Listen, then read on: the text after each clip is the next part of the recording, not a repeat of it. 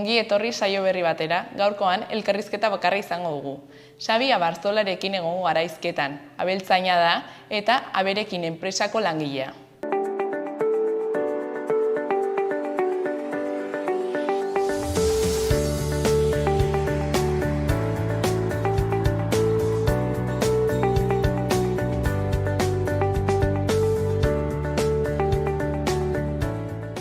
Goazen orain, gaurko efemiredeekin.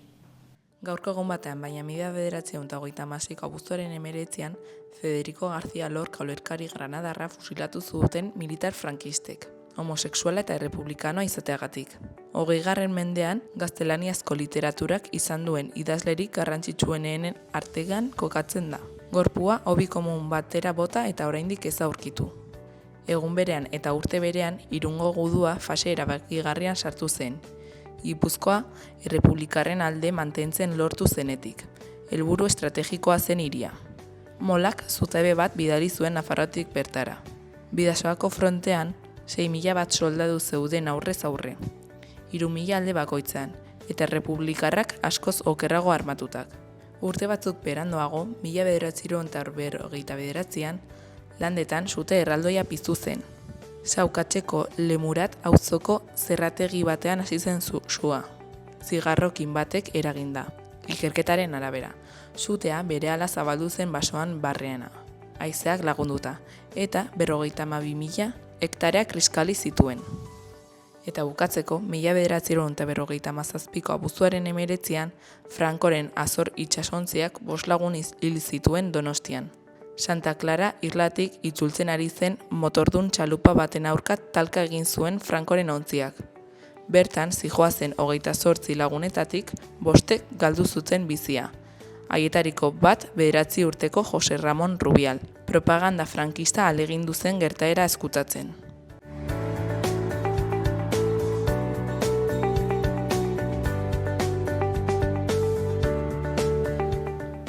Ikus dezagun gaurko egunkarien azalek zer dioten.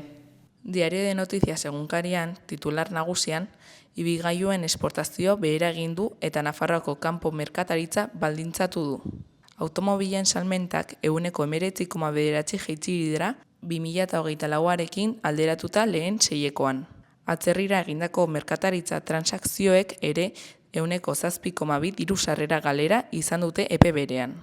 Argazkian, Trumpek Zelenski hartu zuen etxe zuriaren mendebaldeko ala aurrean. Europako buruzagiekin egin baino lehen. Zelenski Trumpen baikortasuna hoztu du. Ukrainiako liderak saihestu egin zuen bake akordiorako lurralde lagapenez hitz egitea Errusiarekin. Eskuinean 3 titular. Alde batetik, Noaingo aireportuak hazkunde erritmo apalagoa du inguruko beste batzuek baino. 1,8ko hazkundea izan du bidaiarietan. Bilbo eta Gasteizko portzentajeak baino baxuagoa. Emakume bat hilda A12an bere kotxea kamio batekin talka eginda. Eta bukatzeko Nafarroako Unibertsitateko kampuseko errepidearen itxiera atzeratu egin dute. Erdiko titularra, Liziren osasunak debuta egin du Bernabeun. Entrenatzaile italiarrak promesako 4 jokalari deialdian sartu ditu. Eta bukatzeko Goian eta Oriz, Tafaian Txabarriren kornaketa dramatikoa. Bezerroa buruan kolpe handia hartu ondoren ospitaleratuta izan da. Diario de Navarra egunkarian titular nagusia. Nafarroko 2050 arte 155.000 langile erakarri behar ditu bere hazkundea mantentzeko. Proiekzioek erakusten dute datozen hamarkadetan biztanleria aktiboa galduko dela. Argazki nagusia, Europako buruzagien familia argazkia. Atzo, Zelenski presidenteari babesa emateko etxe zurian Trumpekin izan zuen bileran. Titularrean, Trumpek Ukrainiari bermeak emain dizkio. Von der Leyenek eskatu du baldintza horiek OTANek berekide diren herrialdeei eman dizkieneekin parekoak izatea. Azpian 2 titular. Ezkerrekoan, Txinako Qinghai taldeak uko egin dio Zangozako muga meategiko proiektuari. Inbertsioa 270 milioi eurokoa izatea aurreikusten zen. Eskuinekoa berriz, Iruñeko udalak atzeratu du Nafarroako Unibertsitateko errepidearen itxiera. Neurria martxan jartzeko ordu batzuk falta zirenean bertan behera utzi dute, datarik gabe. Goian eta Gorriz, kamioi batek auto batekin talka egin du Torres de Rion, eta emakume bat hilda. Logroñokoa zen, 54 urtekoa, eta gidatzen ari zen turismoa bazterrean geratu zen. Bukatzeko Goian 3 titular, batetik, Zikiro jan berezirako jangela, bestetik, adinekoak eta umeak nagusita faian. Bukatzeko Osasuna estreinaldi handi bat gaur 9:00. Gara egunkarean titularrean, Zelenski lurraldeari buruzko auzia saihestu du Trumpekin izan duen bileran. Etxe zurian, 2 buruzagien arteko topaketa badirudi atea ireki diola behin betiko Putinekin egingo litzatekeen 3 bilkurari. Argazkian, pentsio duinen eskaria, baita jaietan ere. Bilboko eta Bizkaiko pentsiodunen mugimenduak atzo egin zuen aste nagusiko ohiko manifestazioa. Martxa horretan berriro azaldu zituzten beren aldarrikapenak eta borrokan jarraitzeko borondatea. Hauek errealitate bihurtu arte. Pentsiodunek alderdi politikoai eskatu zieten joan den maiatzean Gasteizko parlamentura eramandako herri ekimen legegilea izapidetzeko onar zezaten. Eskuinean 4 titular, lehenengoa. Israelek herrialde pobretuekin jarri du harremanetan palestinarrak arditzaten. Egipto eta Jordanearen ezezkoaren ondoren, Israelek hainbat herrialderekin, batez ere Afrikarekin, egin du kontaktua. Gazako zerrendatik kanporatu nahi dituen palestinarrak arditzaten. Trukean, bere ekonomia pobretuentzat eta estatu hutsentzat laguntza ekonomikoaren promesa eginez. Bestetik, 1975ko PSOEk gogorakoak baino argiago zuen Txiki eta Otaegirena. Honen azpian, Iruñeko komisarioak 174 zuhaitzen mozketa eten du Opuseko unibertsitatean. Bukatzeko, Miguel Martín jazaldiko zuzendariaren hitzak ditugu. Artista jakin batzuk eskartzeko sarrerak igo behar dira. Berria aldizkarian berriz, argazki nagusian, Donald Trump eta Zelenski atzo etxe zuriko sarreran, Washingtonen. Titularrean, Ukrainiaren geroan Washingtonen. Aurki Putinek eta Zelenskirekin 3 bilera bat egiteko itxaropena agertu du AEB-etako presidenteak. Donald Trumpek uste du Ukrainiako gerraren amaiera gertu dagoela dena ondo badoa. AEB-etako presidentea Zelenskirekin eta Europako NATO agintari gorenarekin bildu zen atzo etxe zurian, eta baikor agertu zen Errusiako eta Ukrainiako presidenteekin batera, bake akordio bat prestatzeko bilera bat egitari buruz. Lurren truke posible bat aipatu zuen. Azpian, ezkerretik hasita udako seria. Voluntarioak, lehen atala, laburra baino hobea da luzea. Bestetik, Nedin Seben PKK-ko batzorde nagusiko kidearen ustez, kurduen borroka inspirazio iturri izango da munduko herri zapaldu guztientzat. Gainera, Ariz Arri Arantzazun. Bukatzeko, udako beste serie bat. Kirolariak eta lana, lehen atala. Imanon Ansa lantokian ere fin. Goian ilusiorik handiena, haurrak nagusi Bilboko jaietan. Euskal Herria irratiari dagokionez titular nagusian, Gorritxoak denboraldia abiatzeko prest. Gaur hasiko du denboraldia Osasunak Real Madrilen kontra, Bernabeun, iluntzeko 9:00. Igandean, etxeko lehenengo partida jokatuko du taldeak Valentziaren kontra, arratsaldeko 5:00 Sadarren. Eskuineko goiko titularrean, atzeratuta Nafarroako Unibertsitateko errepidaren itxiera. Gaur istea aurreikusita zegoen, baina Iruñeko udalak atzeratzea erabaki du ebaluazio tekniko osagarriak egin ahal izateko. UPNek presaka hartutako neurria zela egotzi dio udalari. Bean, Iruñeko udalak gerarazi ditu Nafarroako Unibertsitatean 174 zuhaitz mozteko lanak. Lanak abiatzeko baimenik ez zutela adierazi du udalak eta ikerketa bat abiarazi du usteltzen hasi gabeko zuhaitzak moztu dituztelako ezarritako irizpeak urratuz.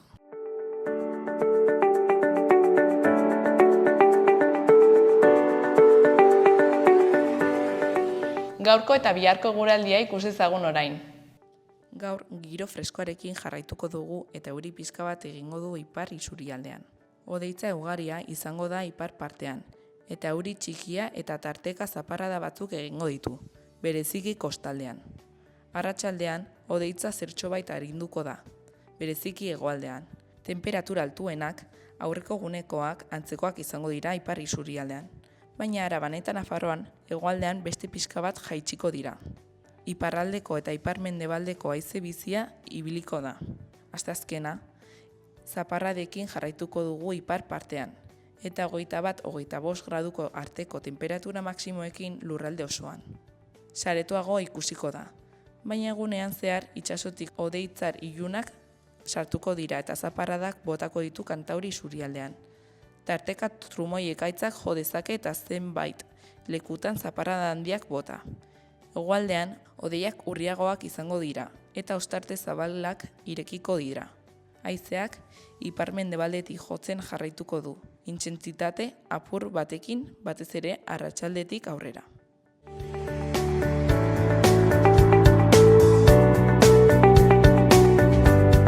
Lehen aipatu dugun bezala, hemen gaude Xabirekin, aberekin enpresako langilea zara, ezta? Bai.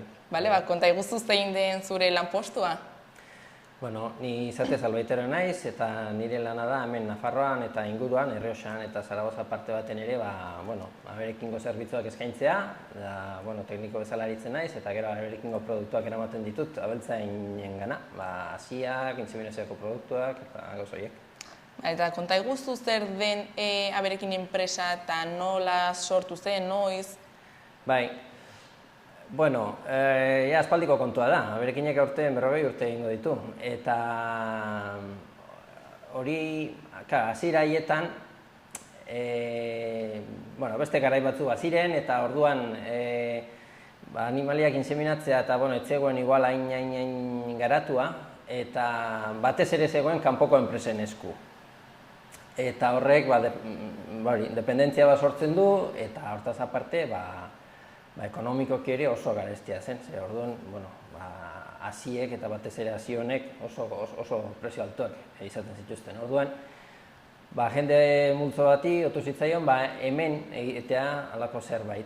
Eta ez aberekin bera bakarrik, baita abeltzain elkarteak ere sortu ziren, egitura guztiak sortu ziren, eta hasi ziren ebaluazioak egiten, eta gauza guzti horiek, eta helburua zein zen, kanpotik ekartzen zen hasi guzti hori, hemen produzitzea eta horrek eragin zuzena izan zuen adibidez inseminazio kostuetan izugarri jaitsi ziren eta ikusi zen lana ondo eginda beste herrialde batzuetan lortzen ari ziren emaitzak hemen ere lortu zitezkeela eta garai baten egiten zen kanpotik zekorrak ekarrita, gerora enbrioiak ekarrita eta revoluzio luze bat egon da, eta nik uste bere helburua bete dituela.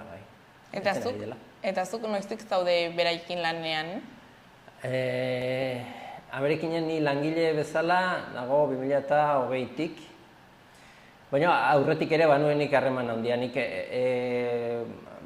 kasi 25 urte lan egin ditut, hemen Nafarroako Frisoi elkartean, eta Nafarroako Frisoi elkartea aberekingo bazkide da. Nire garaian ere bazen, nire aurretik ere bai. Orduan nik aberekinekin harreman handia izan dut, aspalditik, lanean nabilenetik, kasi 30 urte. Eta nolako ibilbidea ikusi duzu enpresa garatu dela edo? Bai, hasiera baten aberekin sortu zen Euskal Autonomia Erkidegoko eta lehenengo nik uste Euskal Autonomia Erkidegoko elkarteak eta bertako administrazioen bultzadaen bitartez. Berehala batu ziren Nafarroakoak, Nafarroan aberekingo bazkide dira Frisoi elkartea, Pirenaiko elkartea eta Nafarroako gobernua Intian bitartez ere bai. Eta baita Gironako, Kataluniako Frisoi elkartea eta hango diputazioa ere sartu ziren. Gerora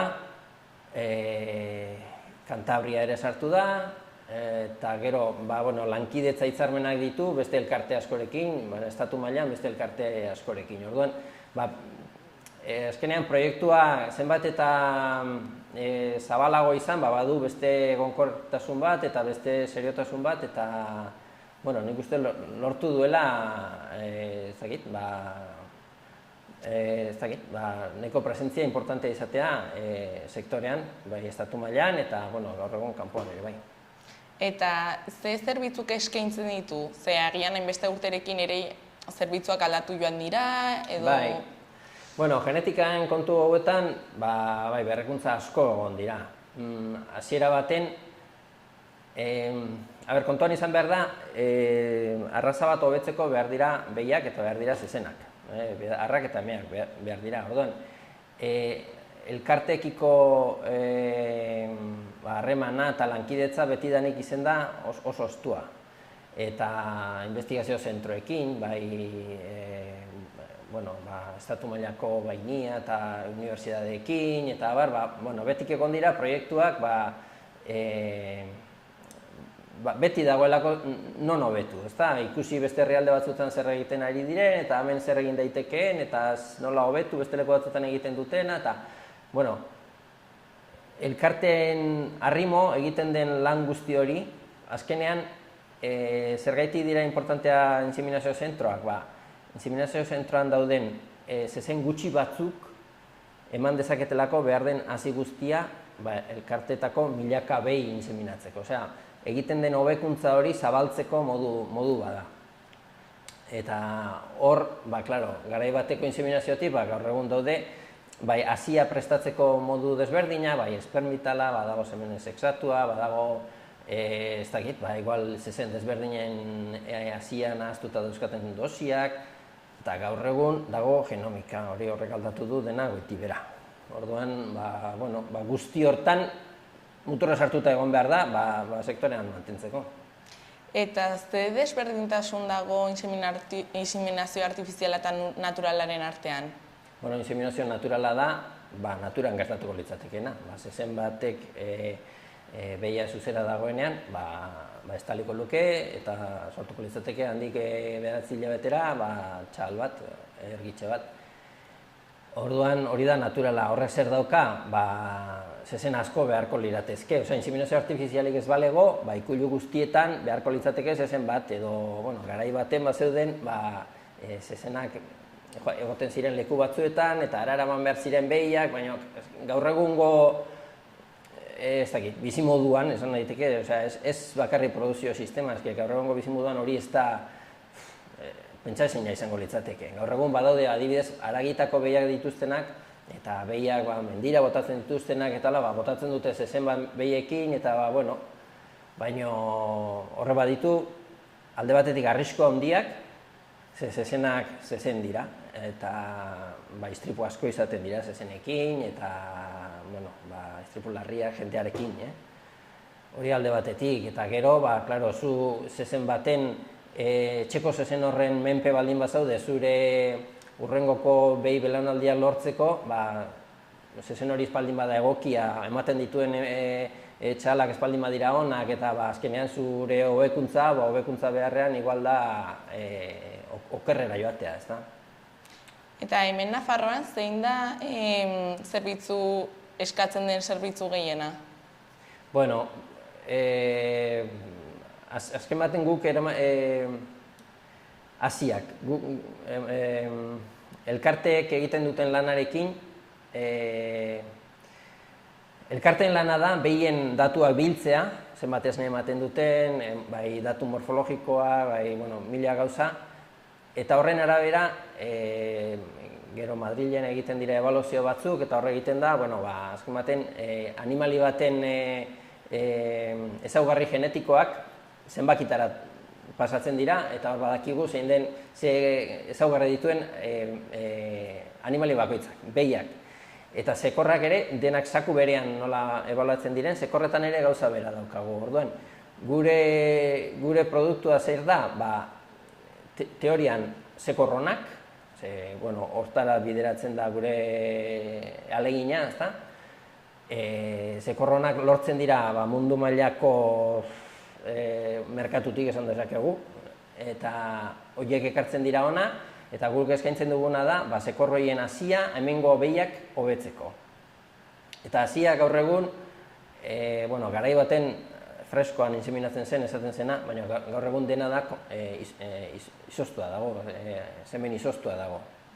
Orduan, horrek ahalbidetzen du, mantentzea semen hori. Zuk gaur erosten den dosi bat, erabili dezakezu, ametik urte betera nahi baldin baduzu, ongi konserbatu baldin baduzu, nitrogenotan egon baldin bada, eta bar.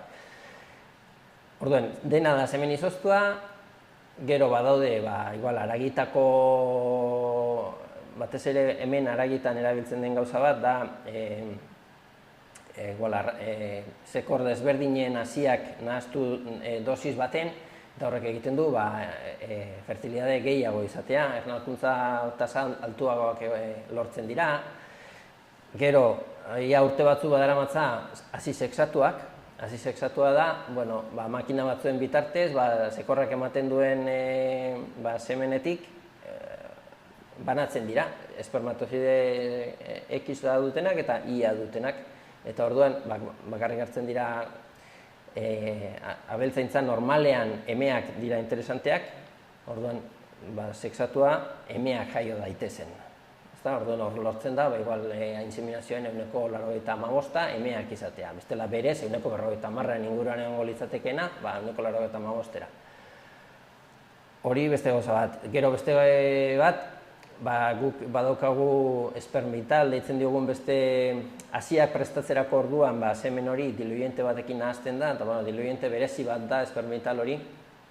Eta horrek ahalbidetzen du adibidez, behia zuzera dagoen momentuan, inseminatu ezkero, zuk behiaren barruan utzi duzun dosi horrek 24 orduan zehar askatzen joaten da espermatozoideak. Orduan, behiak noiz ovulatu duen momentu egoki hori zuk jakin espaldin badakizu edo zail baldin badaukazu antzematea edo, era hartako hasiekin inseminatu ezkero, badakizu 24 orduan espermatozoideak egongo direna behiaren barruan edozein momentutan ovuloa ernaltzeko prest.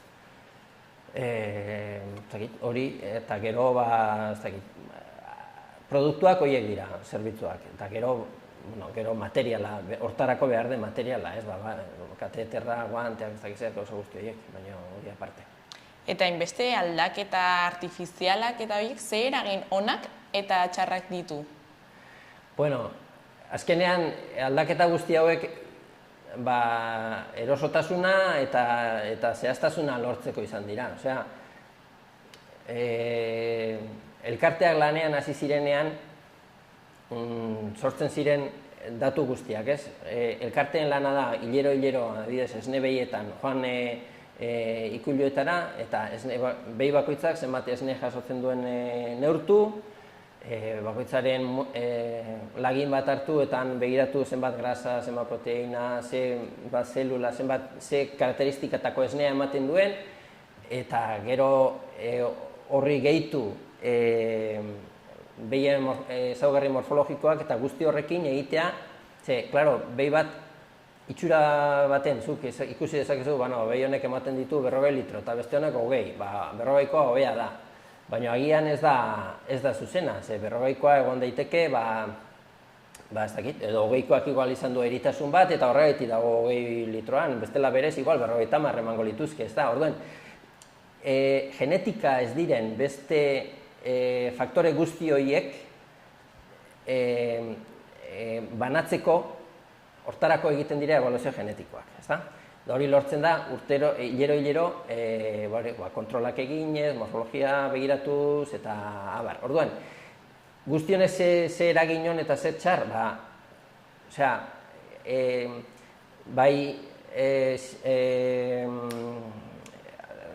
teknika reproduktiboak hobetu dira, zezen gutxi batzuk nahikoa dira onak behi denetara heltzeko, ez dago zertan, lehen esan dizudan, era natural baten egin beharko bagenu, beharko genituzke milaka zezen, eta orain, ez dakit, gutxi batzukin posible da denentzako hasia lortzea.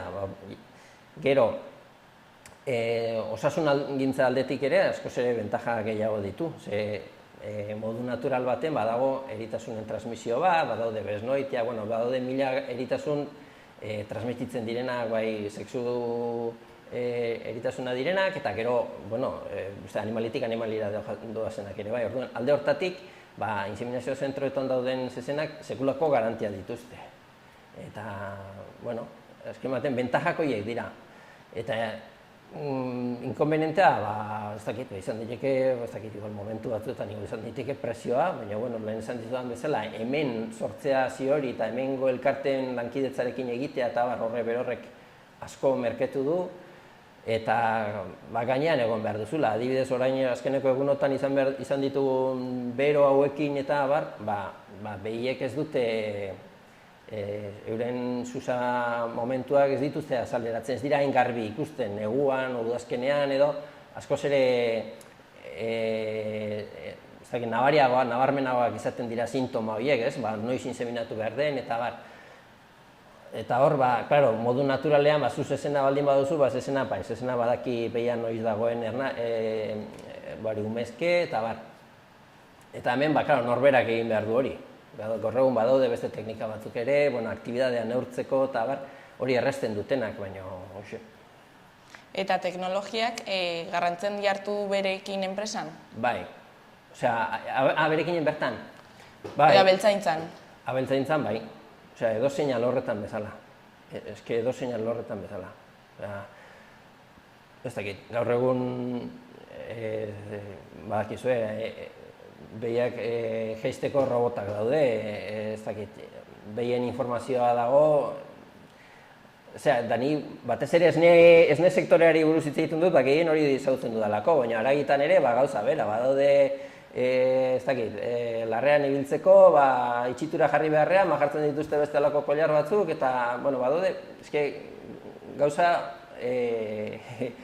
aldatu da asko, eta teknologia ez bakarrik genetikan, alimentazioan, lehen kontutan hartzen ez ziren gauza asko, gaur egun kontutan hartzen dira, eta lehen egiten ziren gauza asko ez dira egiten, ikusi delako, ez dela, ez abeltzainentzako, ez ganadorentzako ez zirela gauza honak, ikasia ez goaz, prozesu guzti honetan, eta hobetzen, bai. Eta teknologiak eta makinek ez dituzte lanpostuak kendu? Abeltzaintzan, hombre, bastakit, hemen dauden garizoloak eskuz manejatu beharko bagenitu, bastakit, Nafarroan erdiak hortara dedikatu beharko ginatezke, eta hor kendu dute, ez dakit, lanpostuak kendu, baina ez dakit, beste edozein alorretan bezala, gero, ganaduan manejuan berean, nik uste dut ez duela inbesteinoko eragina euki. Zu jaten eman dezakezu gurdi batekin eta hor egin dezakezu egun guztian behar den janariaren asketa eta zu banatu dezakezu, ez dakit, 100 behirentzako, 200 behirentzako lasai asko persona bakarrak egin dezake hori, ezta? Eta lehen, hori da nahi, eskuz egin behar baldin bazenu, baina eske lehen esan dizudana, beste dozin sektoretan bezala, hemen ere, gauza aldatu da. Eta onerako, nik uste dut onerako. Eta gizartari begira, zer garrantzi du aberen lanpostuak eta enpresak? Bueno, nik esango nuke ezer garrantzitsua baldin bada gizarte mailan norberak eskura izatea da behintzat jatekoa, ezta? Hori behintzat geu lortzea, badugu nahiko arazo, kanpotik ekarri behar ditugun, ez dakit, petroleoa edo lehen gaiak edo abar, ez dakit, nik pentsatzen du jatekoa dela lehenengokoa.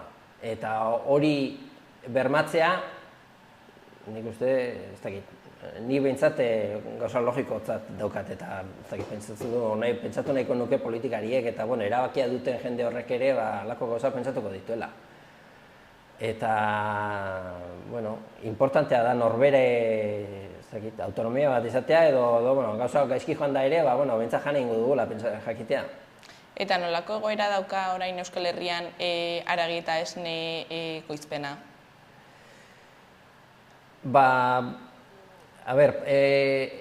Ekoizpen aldetik, nik uste produzitzen dena orain dela urte batzuk baino ez dakit, askoz be garantia gehiagokin produzitzen da, araudiak ere horrelakoa direlako eta exigentzia maila izugarria delako, bai, ez dakit, hasia da antibiotikoen erabilera, bai, ez dakit, egoera sanitarioan kontrola, dena. Osea, orain dela, ez dakit, 40 urte edo orain, izugarri begiratzen dira gauzak eta merkaturatzen den produktuan nik uste dut dela, hobe ezina.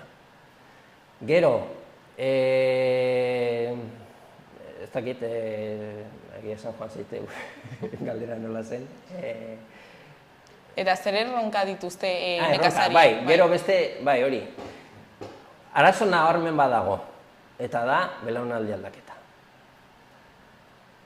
Jende gaztea ez dago, nik, eta eskerrak, lehen esan du galdetu didazu, teknologiaren eragina, eskerrak horri, zerbait mantendu da, lan egiteko erak ez direlako lehengoak eta beste era batera lan egiten delako eta eskerrak horri, bestela, ez dakit zer egongo zen gaur egun, ezta? Eta egoera hau zertatik dator, urtetan eta urtetan oso egoera kaskarra izen delako. Eta lan orduak asko dira, beti zaude lotuta, eta batez ere esnetan, baina haragitakoetan ere, begiratu ganadoren gainean egon behar duzu, ez dakit, mugitu larre batetik bestera, ikusi nahikoa jan baduzu, ura baduten, ardura hori hartu behar duzu, eta gero urtetan, etekina, izen da, utzaren urrengoa, osea, beti justo. Orain, azkenengo, ez dakit, zer esan, 2 urte, 3 urte, egoera, ekonomikoki pixkat, esan daiteke, pixkat hobea badela, bai haragitan eta bai esnetan, baina, karo, urtetako lastre hori, oso astuna da, eta horren eragina zein da, ikuilu kopurua, bai esnetan da bai haragitan, bera dijoa, baina, ez dakit, eta askotan datu ikustea ere beldurgarria da, eta horrez zertara garamatza, gero eta ikuilu handiagoa daude, eskulana askotan kanpokoa da, eskulana behar dute, handiagoak izateko, eta pixkat, ez dakit, bertako ekosistematik pixkat kanpora ateratzen diren sistemak, ez da? Baina, nik uste dut, hala ere, ez dakit, Nafarroan badaude, ez dakit, ikuilu asko, eta oso onak, bai haragitan da bai esnetan, eta, apostu bat egin beharko litzateke horien alde. Gu, askotan abeltzainek eta abeltzainei izaten zaie, ez dakit, zenbat diru laguntza jasotzen dituzten, ez dakit zer, baina, kontuan izan behar dugu, diru laguntza hori da, guk esnea edo haragia, lortzen dugun presioan lortu ahal izateko, bestela, horrek balio beharko luke, bikoitza. Ematen diru laguntza horiek ez dira berez produzitzailearentzako, baizik gizartearentzako. Eta lehen aipatu zu berekin estatu mailan ari zarete lanean, konta iguzu pixka bat horri buruz, nola hasi zineten Euskal Herrian eta nola zabaldu zareten? Bai, estatu mailan badaude 3-4 inseminazio zentro, bata da Galizian, agian handiena izango da, Galiziakoa, ganadu gehien erean dago, gero beste bat dago Asturiasen, eta beste bat dago Valladolizen, baina Valladolizekoa txikiagoa da. Hori esnetakoa, gero badaude, garai baten diputazioen menpean zeuden zentroak, inseminazio zentroak, gaur egun haragitako arrazekin bakarrik, eta arraza autoktonoekin bakarrik lan egiten dutenak, badaude, ez dakik, Kazeresen badago, Gipuzkoan badago beste bat. Orduan, horiek alde batera utzita, zentro handi horiek, ez lau horiek, lau hiru, egia esan. Sorrera, ideia, sorrerako ideia neko antzekoa izan zen, baina beste bietan, Asturiasen eta Galizian, administrazioak izugarrizko papela dauka hor. enpresa bezala, produktua saldu eta etekin hortatik bizirauteko asmoa aberekinek dauka bakarrik esango nuke. Hemen, estatu mailan. Eta orduan, merkatua zabaldu behar izan ditu, bai estatu mailan eta bai kanpoan ere. Aberekinek produzitzen duena energia, o igual gehiago, kanpoan saltzen du. Bai, Europan, bueno, ez dakit, edozein herrialdetan. Ameriketan ere bai, Asian. Eta ez zaila adibidez gehiago beraiei kostatzen lan egitea kanporantz edo hemen? Kanpora egiten diren salmentak azken baten edo guk hemen kanpotik erosten dugunean ere, hemen ere kanpotik asko erosten da, ez do, hemengo ez dakit nizen merkatukota izango duen aberekinek, baina, bueno, eske konpetentziei itzela da. Orduan, zuk erosten duzu katalogo batetik, zuk badakizu zezen honek ezaugarri hauek ditu, eta hau gustatzen zait, hau ez, orduan katalogo batetik erosten duzu. Zuk zezenak, aberekinek probatzen dituen zezenak, gero beste gauza bat hori genomikarena, hori ez dugu izan, baina probatzen dituen zezenak, berez dira, berak uste duena, bere bazkideen, hemengo bazkideen artean, interesa izan dezaketenak, eta gero, ez du zezenik jartzen pentsaturik, hau ongi salduko dut Irlandan, eta ez. Gertatzen dena, mundu mailan dagoen merkatuan, berekin da beste aktore bat, eta saltzen saiatzen da. Azken baten, etekinak atera behar dituelako enpresak aurrera jarrai dezan. Eta zer uste duzu dela garrantzitsua enpresa batentzako, teknologiak, langileak? Hombre, eske dena, ez dakit, eskenean langilei gabe ez dago enpresarik, eta azkenean erabakiak eta badaude hor organo gobernu batzuk, azkenean bazkide direnak eta badituzte hor beren bilkurak eta erabakiak hartzen dira, ez dakit, inbertsio egin behar da edo ez, edo. Baina gero, ez dakit, ni pentsatzen du langileen eta teknikoen, langile mota guztien, ez dakit, zierto maila ere garrantzitsua dela, eta hor egon diren jendeak, 40 urte hauetan lanean egon direnak, bai, ez dakit, presidenteak gauza bat esango zuen, baina azkenean langileak dira, ikusten dutenak zer funtzionatzen duen, zer ez duen funtzionatzen, ze behar daukan, eta nik uste langileak zer esan handia dutela hor, da teknologia, ezin zara teknologian atzera geratu. Munduan bakarra bagina, igual bai, baina desagertuko gineateke. Eta etorkizunari begira, ze erronka nagusi ikusten dituzue abeltzaintza munduan edo aberekin enpresan? Etorkizunera begira, gure lana egiten jarraitu behar dugu. Azkenean, ebaluazio genetiko horiek egiten dituen jendeak, batzuetan ikusten du, egiten dituzte ikerketak eta ikusten dute pixka eta arraza batzuk nondik nora dijoazen edo ze gauzatzuk hartu behar diren kontuan, orduan ebaluazioak lehen esan duguna behien edo zezenen ezaugarriak zenbakietara pasatzeko prozesu guzti horretan, gauza batzuk garrantzia hartzen dute eta beste batzuk garrantzia gutxitzen dute. Orduan, zuk aberekinek gaur egun aukeratzen dituen zezenak, aukeratzen ditu gaur egungo irizpideen arabera, baina irizpide horiek aldatuz dijoaz. Orduan, kontinuamente egon behar duzu egunean, beti begiratu behar duzu zer datorren, ikusi behar duzu, igual ez dakinik, orain dela urte batzuk oso arraroa zen, Europa iparraldean, ari ziren begiratzen, behien temperamentoa neurtzen zuten, ostras, temperamentoa, eski hori gaur egun hemen dago. Ikusi behar duzu munduan zer ari den gertatzen eta zu prestatu joan behar duzu horretarako, edo ez dakit, gaur egun oso modan dago adibidez, metanoa isurpena, hainbeste hitz egiten da eta abeltzaintzari hainbeste atxakatzen zaion gauza bat, genetikoki ari dira hobetzen guzti hori ere, orduan. hor egon behar duzu. Eta zuk zezenak momentu bakoitzean ipini behar dituzun zezena dira, baldintza guzti horiei erantzuna emango dienak. Eta nola uztartzen dituzue berrikuntza teknologikoak Euskal Herrian? Nola uztartu? Bai. Bueno, elkarteetan dauden abeltzainek, lehen esan dugun, esne kontrol sistema horrekin, ez dakit ezagutzen duzuen Nafarroan AFNA dago, edo haragitan egiten dituzte esnetan, esnea neurtu eta muestrak hartu, baina haragitan egiten dituzte pixaketak ikusteko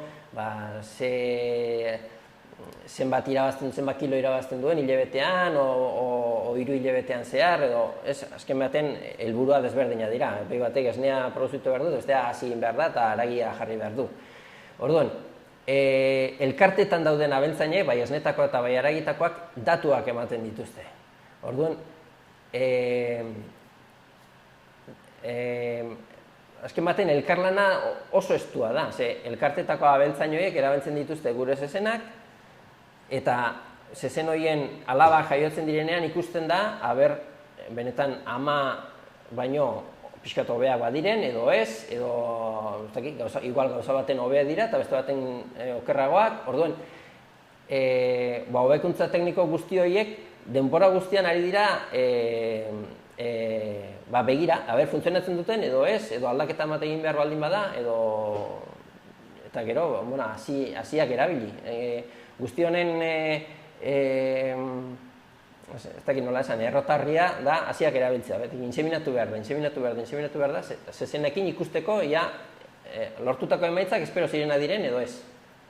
Bueno, elkarrizketa bukatzear dago, baina konta iguzu lehenengo, Xabi, zein den zure lanetako gustokoena zer da? Bueno, abeltzainekin egotea.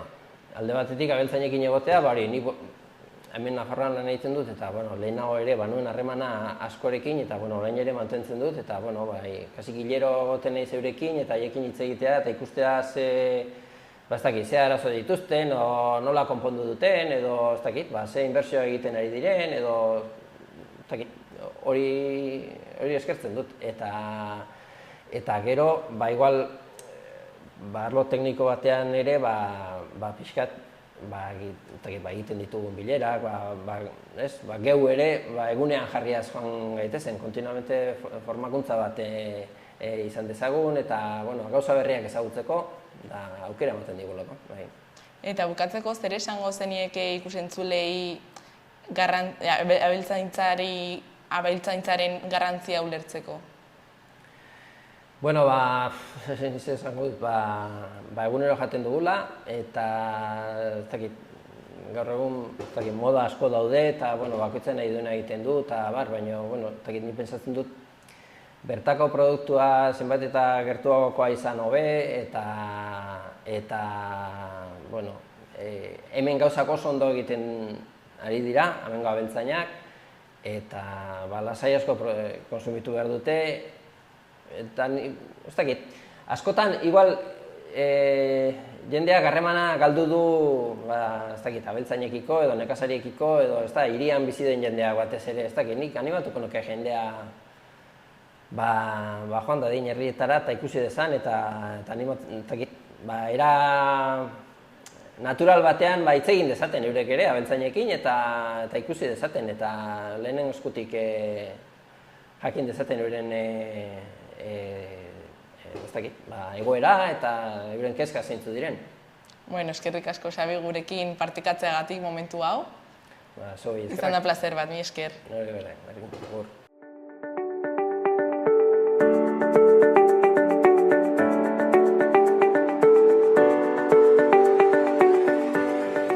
Eskerrik asko hor egoteagatik, bihar ikusiko gara elkarrizketa berriekin.